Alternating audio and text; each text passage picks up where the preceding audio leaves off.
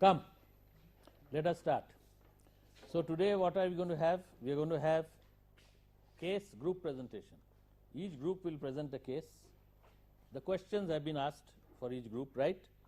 They will focus their presentation on the questions, okay, Avnish, and it will carry 5 marks. You have 10 minutes to speak, so watch the clock. If you have a time overrun, you will lose marks, okay. After we finish the presentations, there will be questions, all right, and we will give 5 minutes time for the questions. So that will be 15 minutes per group into how many groups? 6 groups. So that means how many minutes? 1.5 hours. And half an hour we will have general discussion to bring out the learning points from this case. Okay? Case is on leadership. Okay, have you noted the time? 3:40. Your time starts now. By now I feel that most of us want to become a leader and not a manager. So the question which we are trying to answer today is, what a leader, how is a leader different from a status quo oriented manager with reference to the DVC? Now, speak into it and don't fiddle with the switch, please. Into it, like a crooner. Leadership copes with change. He develops a vision and aligns the people towards his vision and communicate the vision. In scenario of DVC, we have identified the incidences, the selection and then reflection. Selection of the incidences and reflection of the leadership qualities. The first incidence was of that of strike. There was a strike which demanded a 12% bonus instead of 8.5% bonus. Showed some exceptional leadership qualities, which some of them which were highlighted how he tackled the strike were risk-taking abilities.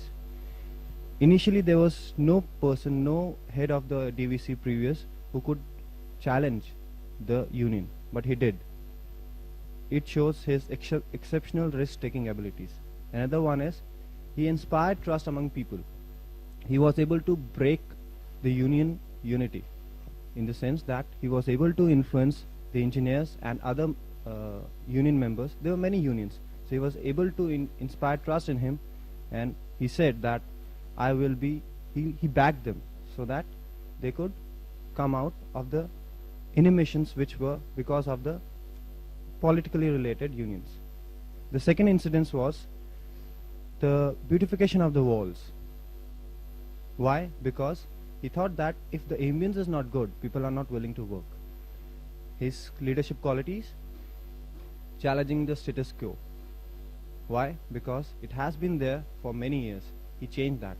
In fact, he tore the very first poster himself. It showed his initiative taking abilities also.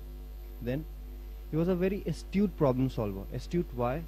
He brought in vagrants from outside to tow those posters, so that in case of a brawl, people are able to fight it out. Then the way he tackled that situation, after that he beautified the walls so that the ambience is good. He knew that this is one prime criteria why people might. He thought on a psychological point of view also. He thought that if the walls are beautiful, if the ambience is good, atmosphere is good, people are more willing to work.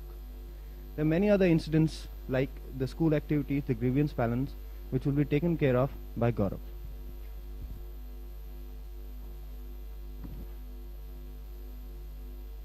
One of the main difference between a status quo manager and a leader is that the status quo manager primarily is a 9 to 5 manager, which means that he is very happy to be within rules when there are no problems.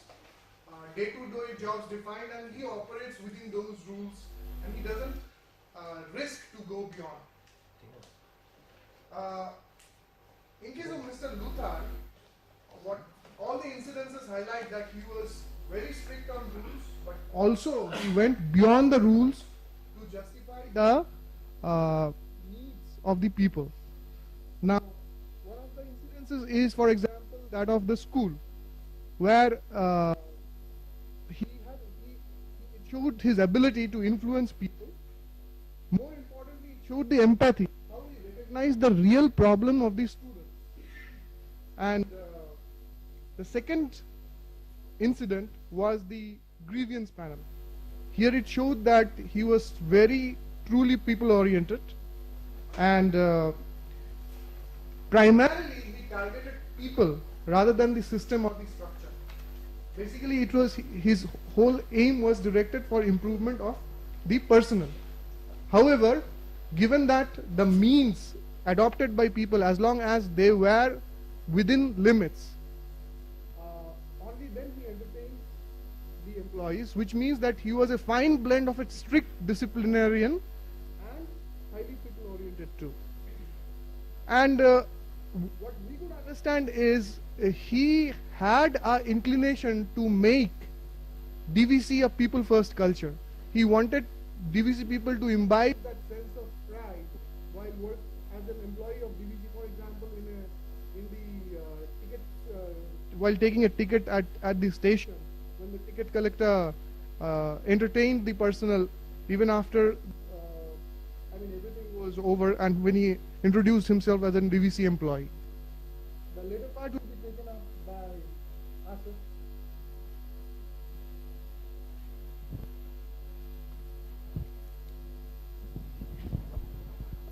One of the major qualities of one of the major leadership qualities which Mr. Luther exhibited during his tenure at DVC was the setting up of a very strong accountability system. Previously, people were not accountable to anybody else.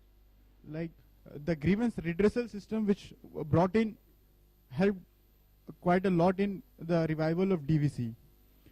In this, the major initiative of Mr. Luther was he made people accountable, and he gave a time frame of 90 days, saying that, look, if anybody has a problem, you directly write in to me.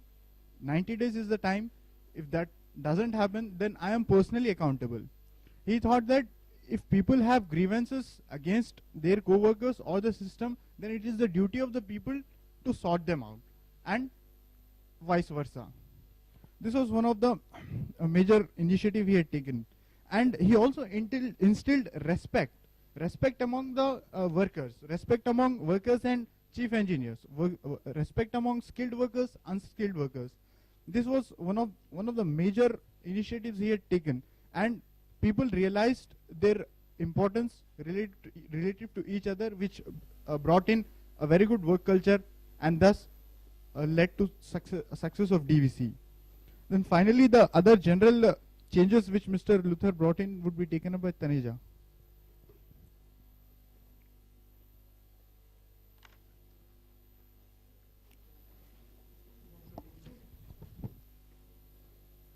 Good afternoon. Good afternoon.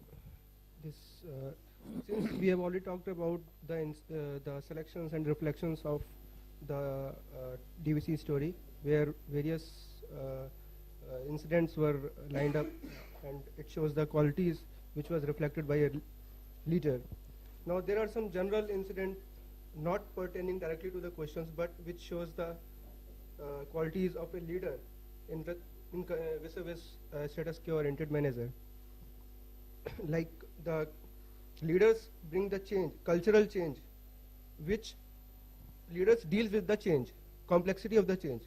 This Mr. Luther, who brought up the various welfare schemes, which mark the improvement, like the teamwork, the people focus, all this were the cultural change.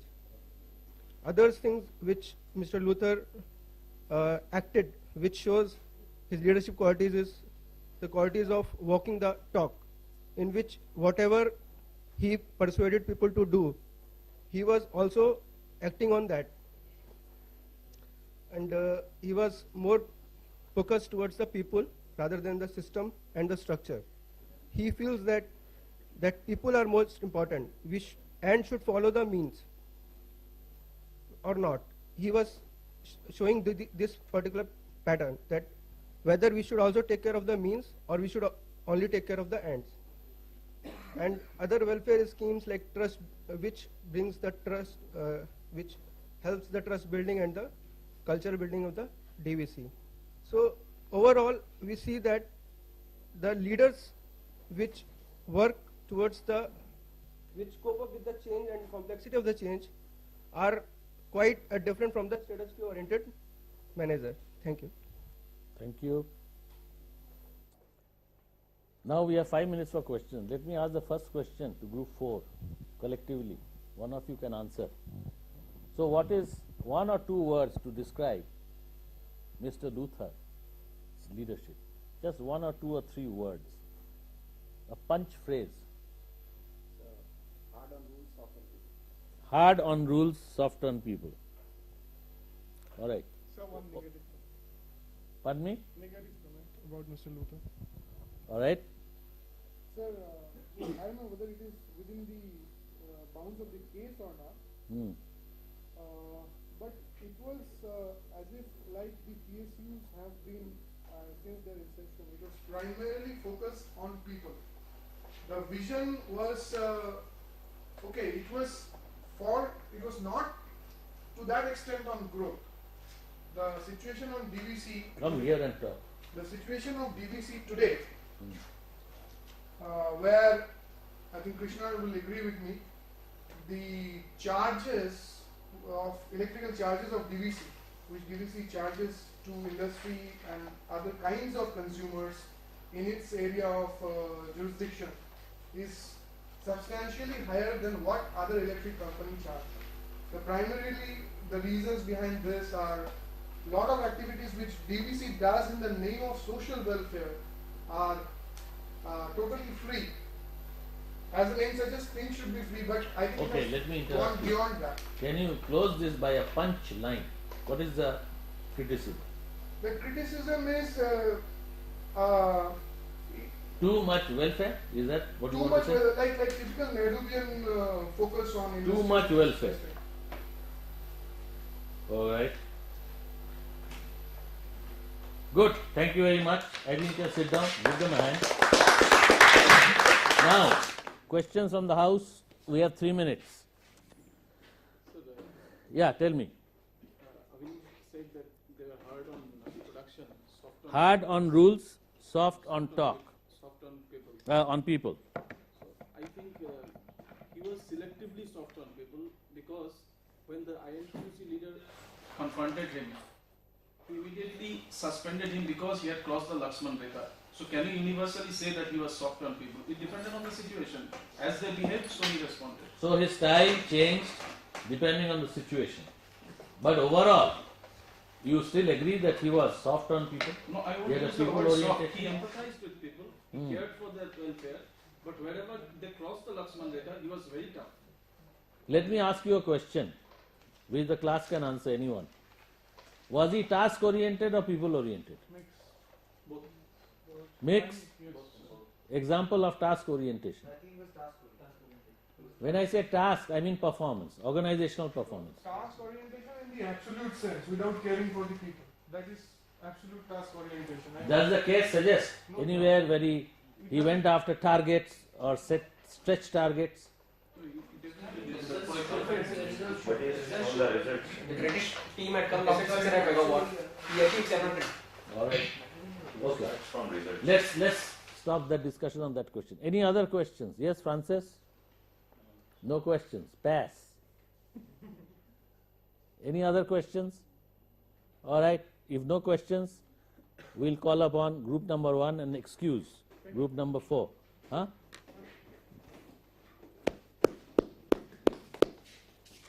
Group 1, please.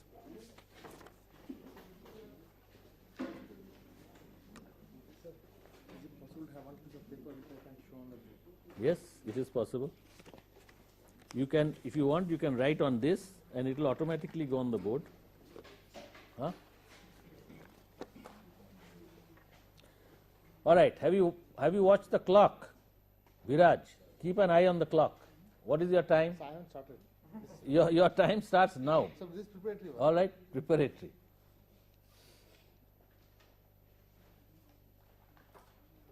But he's eating into our time. Yes, sir. I will try to make it as fast as possible.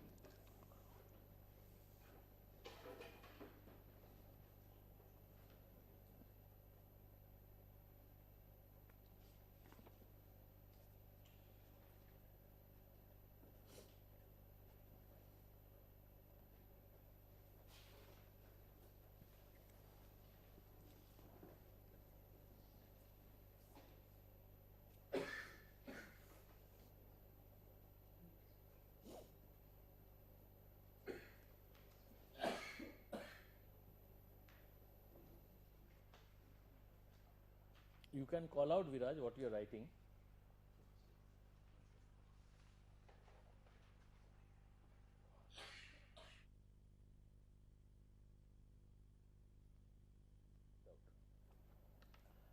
I'll come to this in a moment. All right. So you are starting now. Yes. Huh? It's 4 minutes to 4, right? Yes. So you have till 10 minutes. You have 6 past 4. All right. You start now. Good afternoon, sir. Good afternoon. Good afternoon, friends. We are Group 1. Let me just introduce my friends. I have Francis Borges, Devash Vakil, Sandeep Nellore, Srivas Rangarajan, who is unfortunately not here with us, and myself, Viraj Verma. Now, the question that we had to answer was, what does the DVC story tell you about leadership style and leadership growth? Now, our group felt that the DVC story is totally explained in the first 2 pages. If you could just, if you have the case with you, if you just look at the data that has been provided, that Mr. Luthar joined in 80 and was there till 83, and the data that we have was in 79-80 the company was an importer of energy of 63 Into the camera.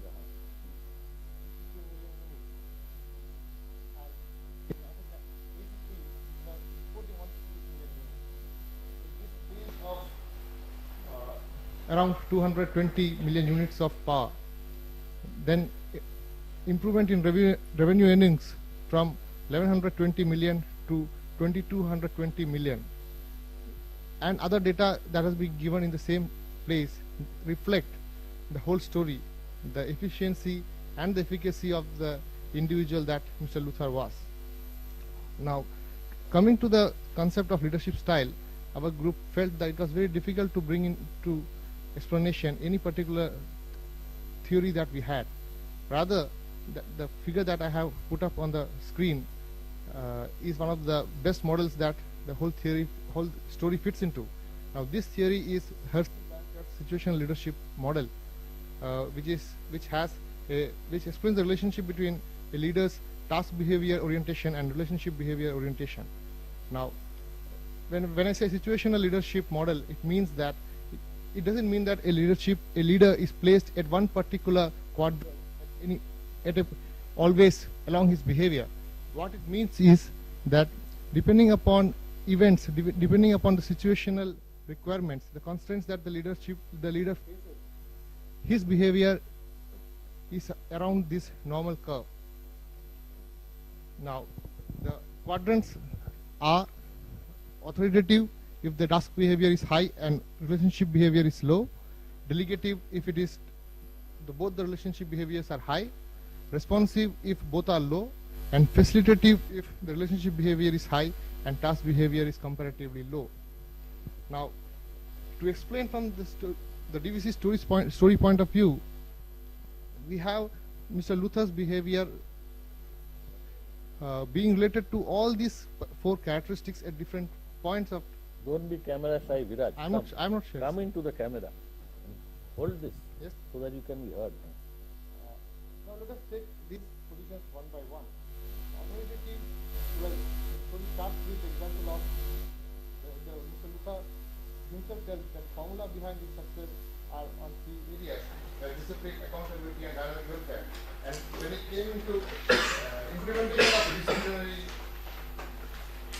system into the organization, the first thing was authoritative, that emphasizing on punctuality, emphasizing on attendance, and and related things. And the way it was implemented was purely on the behalf of his position. Again, he met people and tried to explain to them why these things are necessary for the organizational growth. Coming to delegative part of it, the best example is the grievance redressal forum that he set up with a mixed group of finance, personnel, and other people in the organization, so that they could handle the grievances of the individuals at the plant level itself. At the different location itself, the redressal forum had own groups handling the grievances of the local people there.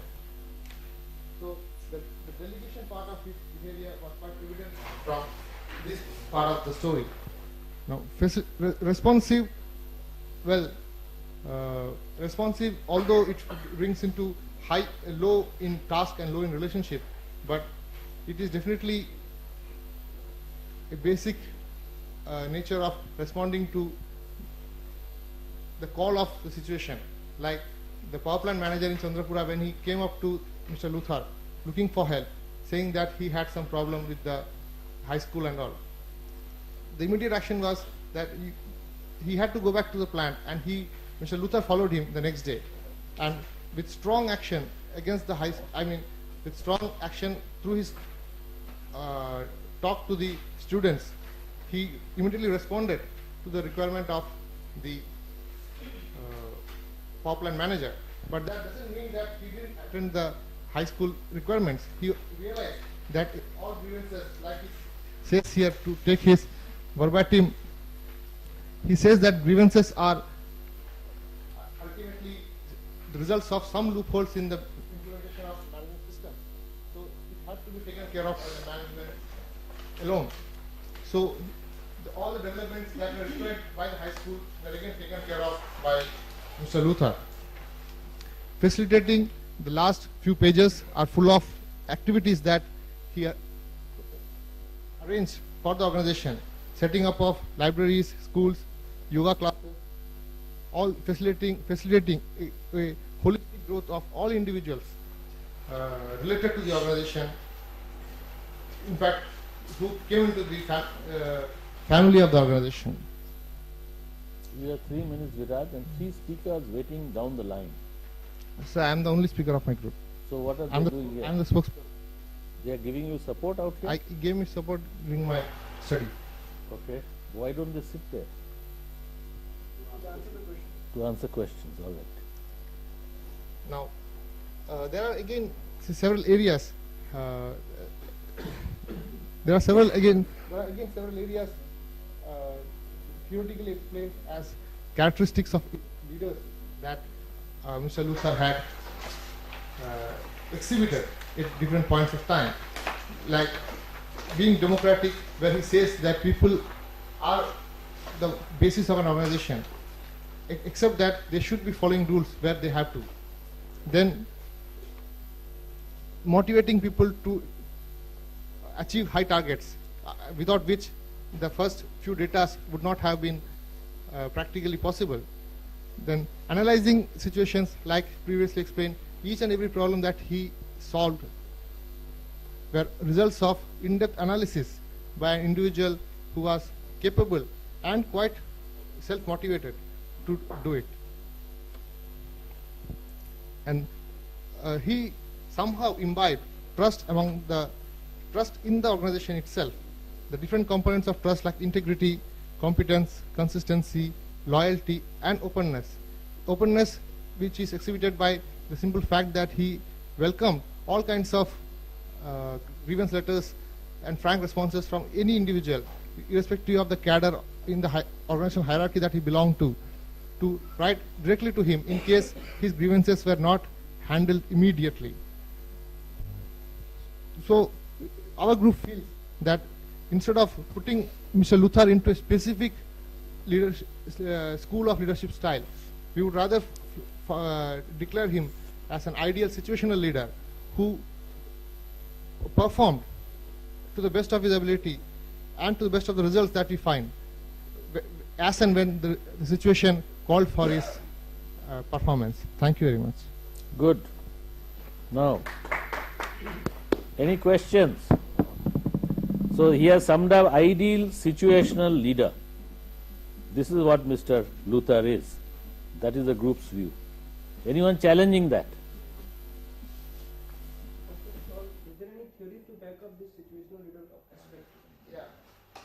That's the question. Is there any theory, theoretical framework? Yeah, when it started, the chart was a result of a theoretical. Come here, research. Viraj, so that you can be seen answering on behalf of the group. This situational leadership model is a result of extensive research by Hersey and Blanchard. I don't remember the year of research. In fact, it is still being worked upon. It is still being developed. I think, Viraj, the question is, can you you make a statement, he is a situational leader.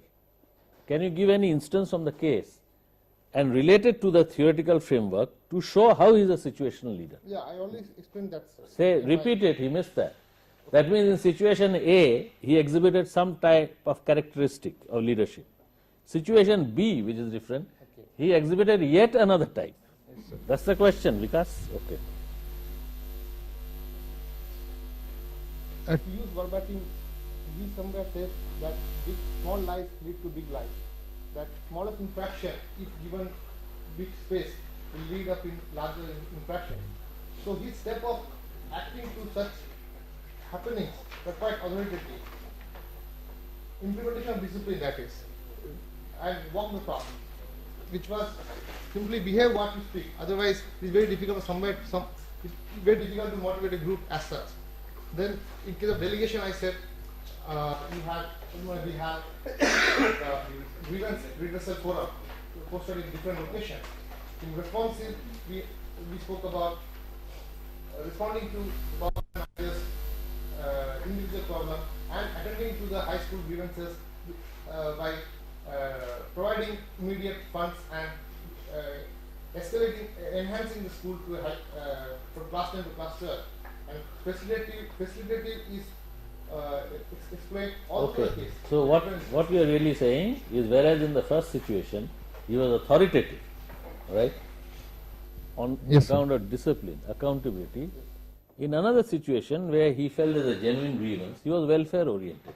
He could as well have said, no, I am not going to give you all this and spend all this money. But did he say so? No. He did not. He exhibited another characteristic whilst handling that grievance. That was more people oriented. Any other questions? Anyone from the back there? Yeah, they engrossed in preparing for the thing, but you should listen also. That's part of the learning, listening to the other presentations. Any questions?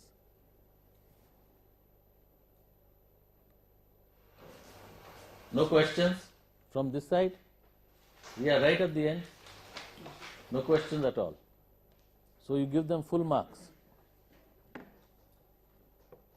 Any questions? All right. If there are no questions, thank you very much. Thank you very much.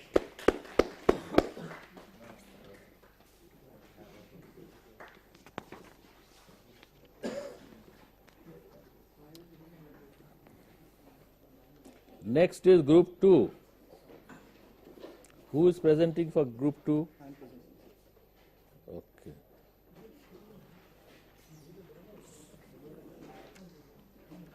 Have you noted the time? Look by that. Look at the clock. It's 9 minutes past 4. So you have till 4:19. Your time starts now. Please pay attention. Ours is group number 2. Our group comprises Santosh, Arun, Reddy, Naived and me. While speaking about the leadership style of PC Luther at DVC, let me first of all mention that DVC was a public sector bureaucracy replete with trade unionism, indiscipline, below par performance and lack of optimum production. So in such a situation, the role of PC Luther was unique. What he did was he played the role of the benevolent autocrat. On the one hand, he was production-centered, and on the other, he was people-centered. His production-centered attributes come out in the results that he produced. He increased production to 600 megawatts, made DVC an exporter of energy, increased its profits and net revenues, and on the people-centered part, he improved the welfare of the people at DVC. I'll give further examples as I proceed. Now, he changed his style of leadership depending upon the situation. So while he was both production-centered and people-centered, maybe I'll rank him as 9-9 on the Blake Morton managerial grid. He was also situation-specific. So if we interpret his leadership style in terms of Fiedler's contingency model, we find that the situation in DVC was not good. As I said, it was a bureaucracy with rampant trade unionism. So the leader-member relations, the degree of task structure, the position power of the leader, all these were not really conducive to effective leadership. So there we needed a leader who was tough. So in extremely good or extremely bad situations, Fiedler says we need a tough leader. in a middle of the road situation, an ordinary leader will do. So it was there that he fit the bill so well. Just some examples of P.C. Luther's leadership. He enforced norms, he walked the talk, he had innovative ways of doing things. He imposed discipline. People had to come before 9:30 in office. File had to be moved within 24 hours. He was uncompromising in his attitude when it came to matters of principle. He could stand up to bullying and pressure tactics as well as threats and physical abuse. His action on overtime, his action against INTUC leader, his action against the Bandh, all these bear this out. Similarly, he could take risks. During the Bandh, he staked his entire career on the success or failure of the Bandh, and he came out trumps. He was a leader of people, a motivator, who imbibed the speed of performance in his people. But he could also instill fear where it was necessary. What he believed in, his style of leadership, was the imposition of just and judicious authority and the use of power. He also upheld human dignity. He brought forward a system of grievances, which was, not through the union. He increased the prestige of the management. The incidents at Chandrapura in the high school bears this out. He was also principle-centered, in the sense that means were always more important to him than ends. There was also a personal touch to his leadership. The letters to the chairman that anybody could write, the personal interactions that he had, the example of the Safaiala in Chandrapura whose hand he held and said, his dirty hand he held and spoke so beautifully to him. All these all these are examples of his personal touch in leadership. What he had was definite and specific goals. The letters regarding grievances, that if they were not issued within 90 days, he said, within 14 days sharp, I will issue these letters. So he was very specific, very, definite in his goals. He could also inspire the credibility and the trust of his subordinates. He could motivate them and basically walk the talk. So it was his open communication. That was another aspect of his leadership. Open communication which bred mutual trust and self-respect. Another aspect of his leadership, which might be considered the people-centered aspect, was his dynamic welfare. What he speaks of in the case as a warm and visible leadership. That's what he says. So this warm and visible leadership showed his concern for the people. He spent time in the fields.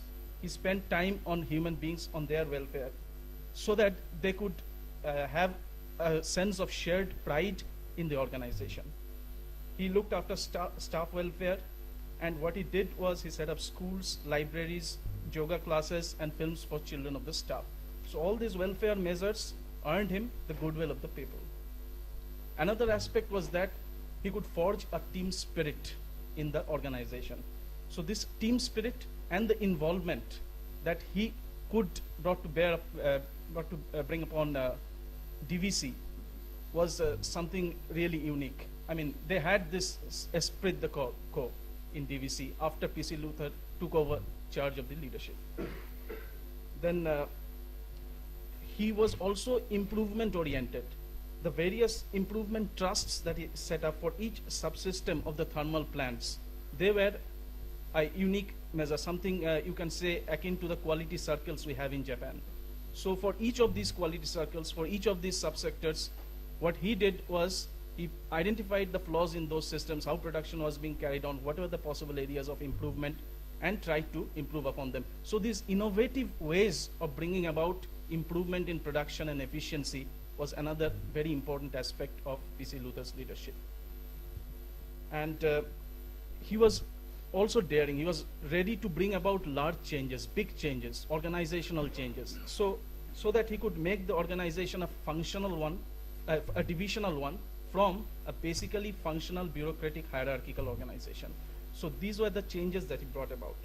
So basically, when we end up, we will have to say that the leadership role that P.C. Luther played was that he led from the front, he responded to challenges, he set personal examples through huge sacrifices, he looked after the welfare of the people, he dealt with change.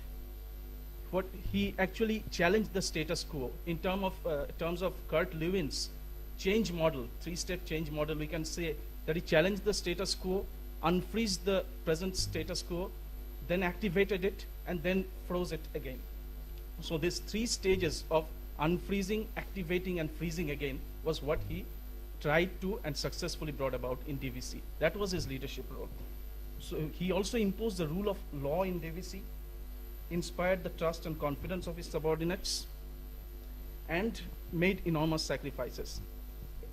In retrospect, we can say that he empathized with his subordinates, and also he could instill fear when necessary.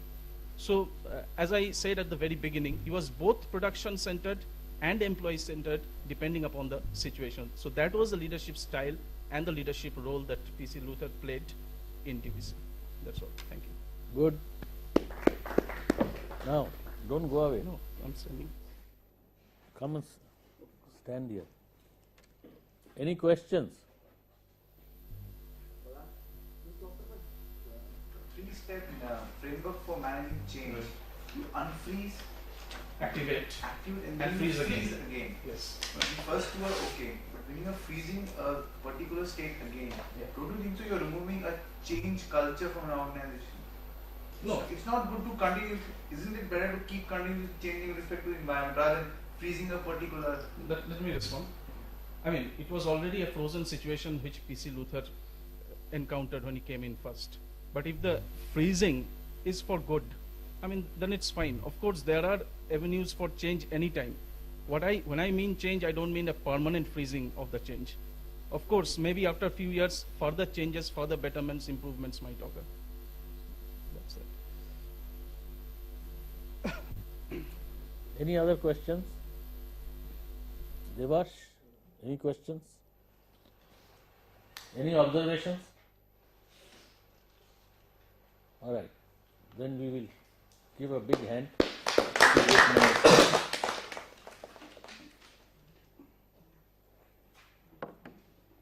Next, we have group number 3.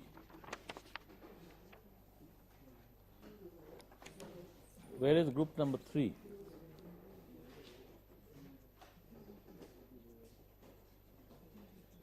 Who is going to present?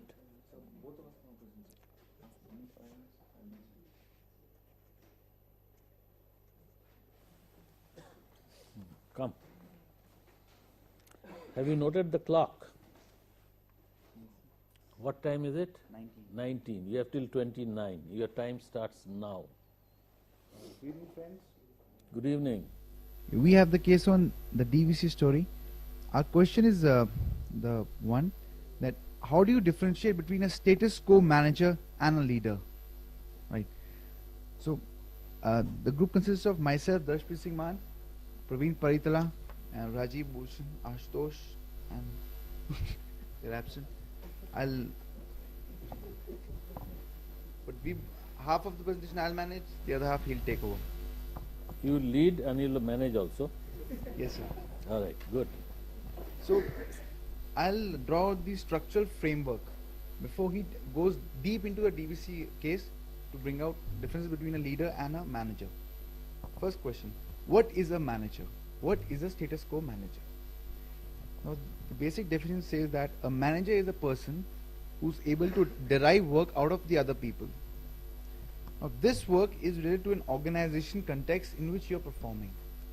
Organization brings together people with whom you interact and you work towards a pre-specified goal. Now, in this context, a manager basically does the 4 roles, that is planning, organizing, leading, and controlling. Now, all these activities of a manager can be divided into 4 things. One is the traditional roles. Those are the controlling, planning, and all these things. The second is the HR development. You're training your people, you're regularly motivating them, and you're causing their development. The third is communications. Regularly communication within your organization.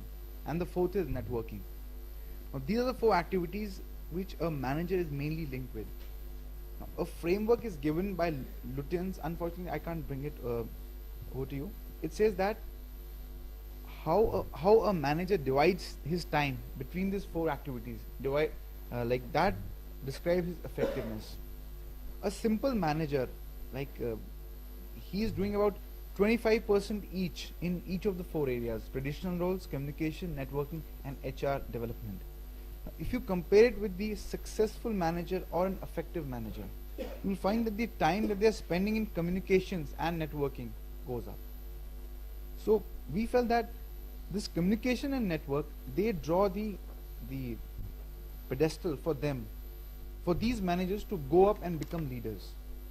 This is the first line that differentiates a manager budding to be a leader and a manager who's going to remain there forever.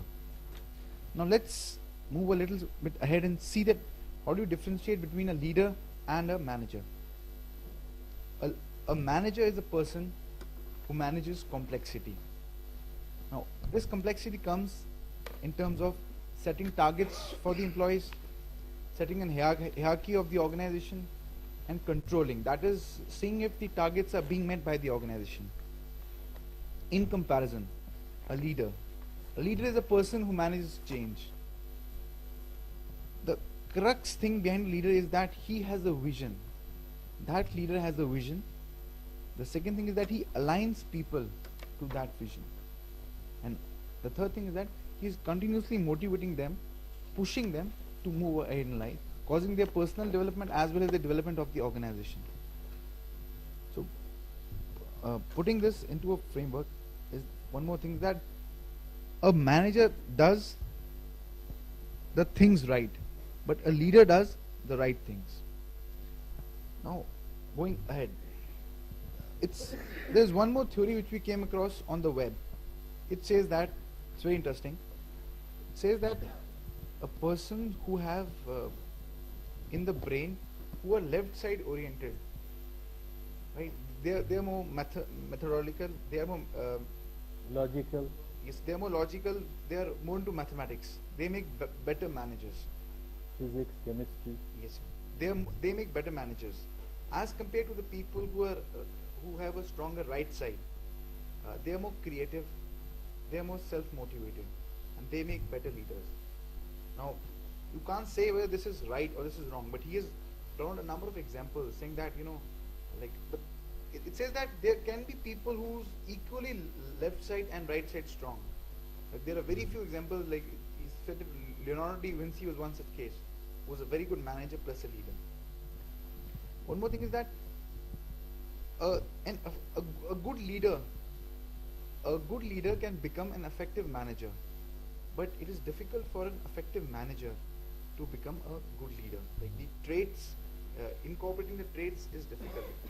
Now finally, drawing out 5 or 6 traits of a leader.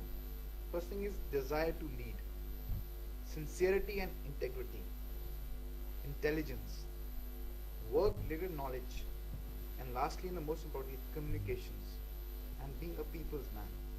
Now one thing that a lot of people, in fact, was brought out in the case, that a leader has to be a self-monitor. He has to keep continuously, he has to keep changing himself with respect to the external environment. You saw it in Mr. DVC's case, Mr. Lutian, that first when the person comes when the person comes and reports to him, so that guy is aggrieved towards the school. But when he goes there and he sees the situation there, he takes a different perspective. Now that's the kind of self-monitor a leader has to be. Now my friend will take you deep into the case.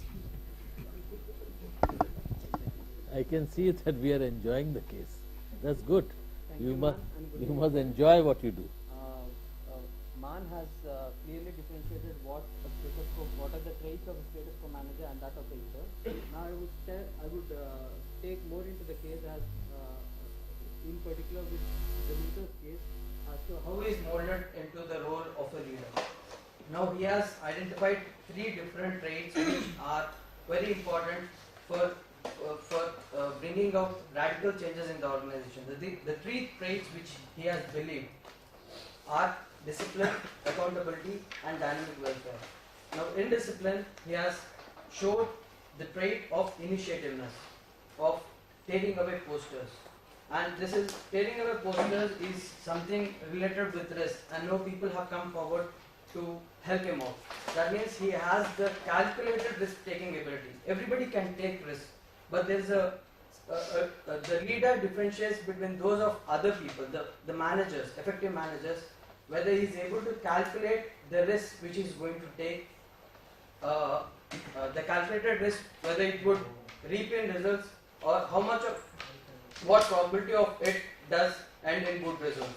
And this has, in this case, the calculated risk-taking ability of tearing away the posters is supplemented with invigorating the environment by the beautification of walls.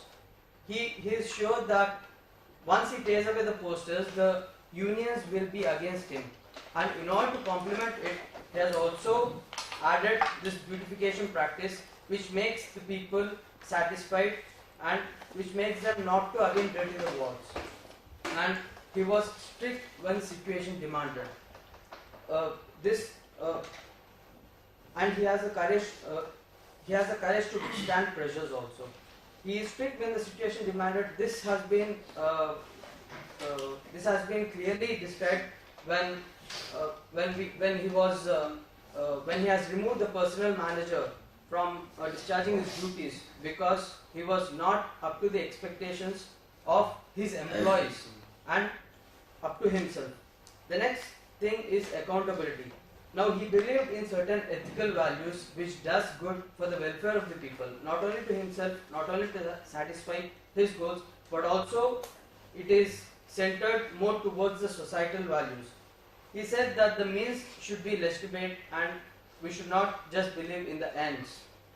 And he has shown a sense of camaraderie, which means equal treatment to all, whether he is a worker or whether he is a supervisor.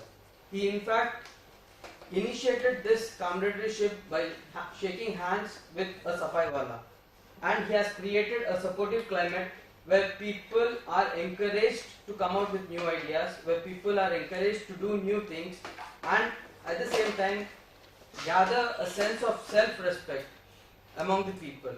And it was clearly shown that when he is leaving out of the company, he was given a plaque on which has inscribed that this is to the man who gave us self-respect. That means he has won the hearts of his people overall. And this is the true trait of a successful leader. He is principle-centered and he is result-oriented. Not only is he is result-oriented in the sense that he is not just interested only in creating the profits for the firm, but also in creating a better standard of living for the people. And he has inspired trust and confidence. Now, when we come to the dynamic welfare, he has implemented many measures. He has he has come out with various schemes for the widows. He has come out various schemes for the women. He has come out various schemes for the fisheries in order to develop the society in general. And apart from that, he also fostered the team spirit and a sense of involvement. He has asked the people to volunteer themselves in order to form the institution of improvement trust, where the people can come out with their creative skills and ideas in order to better manage their resources and for the betterment of themselves. We have 30 seconds now. Last but not the least, the organizational changes which he has taken over is he has the will to cope with the change. He has infused inspiration. He has, more importantly, he has empathy towards his people. But when situation demanded, he is a strict disciplinarian. Thank you. How would you sum up? No, don't go away. How would you sum up in one phrase his leadership? One phrase. You can help him. The group can help him to sum up. One phrase. So he's a people's man. People's man? Okay, not a boss's man. He was not looking for a promotion. People's man.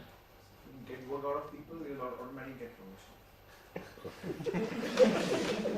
People's man. Right? Give them a big hand. Questions? You mentioned only one attribute of a status quo-oriented manager. Some other attributes. Come here before you answer. No, come. Come here. Speak into. We want to record these pearls of wisdom. Come on. Want me to go through it again? No, no. Is there any other attribute of a status quo-oriented? Speak into the mic. I'll take you again to the 4 rows. No, don't go to the 4. Sum up now. He wants something new. Don't give us a litany of what you have just said. Anything else? Can you help him? So the basic 4 activities are planning, organizing, leading, and controlling. Wait a minute. Status quo. What is the meaning of status quo orientation? So status quo is a person, an average Status manager. quo. What does it mean? It's a Latin The word. present situation. Present remains. Yes, sir. Present. Changeless. Yes, sir. Right? Yes, sir. Has he done anything to change? Exactly. So we're talking of He has done many things to change. He has challenged the status quo. Yes, sir. Right? Right, sir. And that is in itself an exhibition of leadership. Right? Challenging the status quo. Instead of remaining powerless and letting the environment consume you. Okay? Any other question? Yes, Rohit. Mr. Luther used to take calculated risk. If, for instance, that risk doesn't pay off and it backfires, then how would you counteract it? Good question. Let it. I'll take it. Speak into. So whenever you take risk, there's obviously a downside of failing. But the important thing is that you should learn from that failure. And if suppose I go into a project and tomorrow it fails, the people who are working in that project, they have gained something. Maybe if I have gone into Speak into the mic, please. Maybe if I've gone into a new market today and I've done a small test marketing and it has failed, but that learning to an organization, I think that is very important. And you should always, like Hindustan Levers, it has so many projects. And you only hear of the successes. You hear of the successes. Yeah, but there are much more number of failures which never All right, come into the close front. it now. There's an art of closing. Have I told you before? You haven't. I told the first years. Please learn how to close when you answer a question, even in interviews. Don't ramble. Answer the question, close it. That's called the art of closing. Okay? Thank Now, you. one moment. I want to answer Rohit, and before that we'll take 2 more questions. Wait a minute. Same close for the same question. All right. The fact is it was a calculated risk. So the event of it not working out has been calculated. His question is, what happens if the risk fails? So answer the question. I think I'll answer you, Rohit, by saying he'll have to take the rap. When you take a risk, you have to be prepared to take the rap if it fails.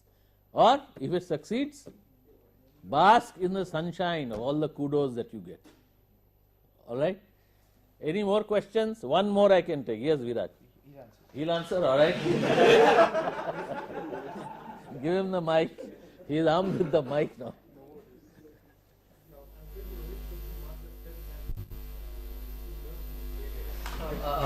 Listen, let him say. Don't answer in an interview before you hear the question. Just citing an example of the bulb. The case says, what if the bulb really took place? 6 power plants do not produce and what not. There's a big national loss. It's not an organizational loss. So if a risk of that nature ends up with a loss to the nation, then who learns from the failure? I just wanted to modify what he said. He's asking you a question. Yeah. We can't do Answer anything. the We have to question. take the blame. Being a leader, you should be responsible for all the actions you take. So he'll be responsible, and he's ready for it. He was ready for it. In fact, the way he went on meeting with Okay, people. I think we'll have to close this session because the reel is running out. But before that, thank you very much. If you want to allow your junior, when you're a manager, to take a risk in taking a decision, then you have to risk your junior taking the risk of a decision. That's the big risk. Don't Don't get too frightened to allow the junior not to take or to take a decision. Allow him to do that. Okay?